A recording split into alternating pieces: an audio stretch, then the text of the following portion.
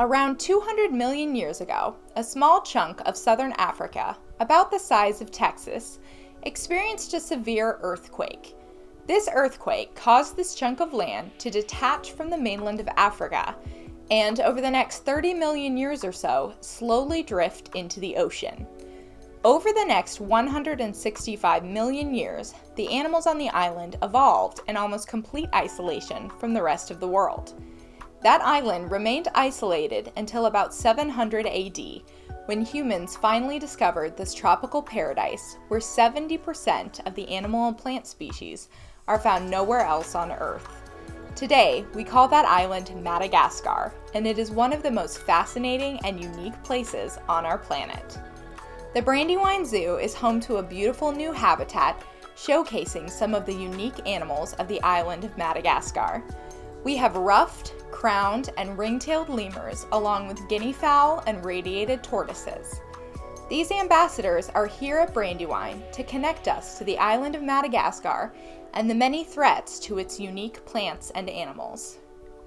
One of the most serious threats to Madagascar and many other places is habitat destruction.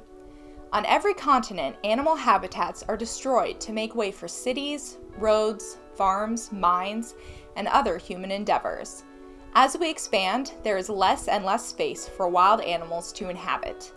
This decreases their numbers and makes it harder for animals to survive. It's not just overall loss of habitat that's an issue. Two other factors contribute to decreased animal survival when habitat is lost: fragmentation and edge effect.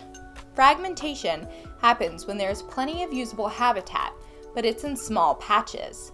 These small patches may not be enough to sustain a group of animals, or even an individual.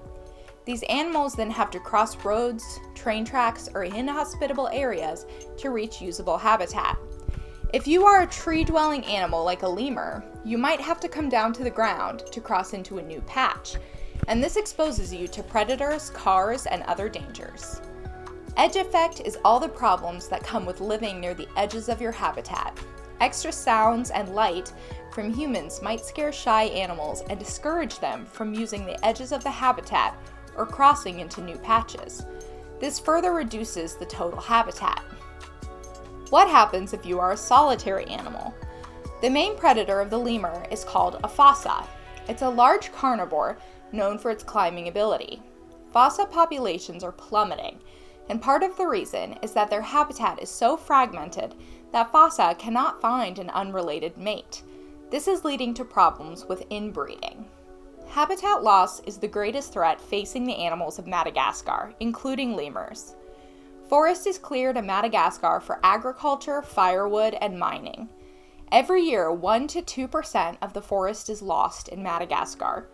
This beautiful island only has so long before the forest is gone entirely, and the lemurs and fossa have nowhere else to go.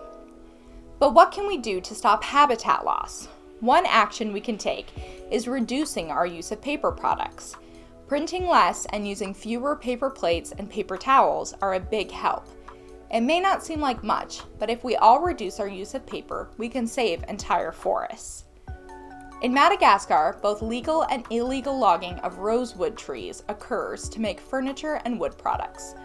This highly sought-after hardwood is beautiful but slow growing, so it is hard to replace when cut down.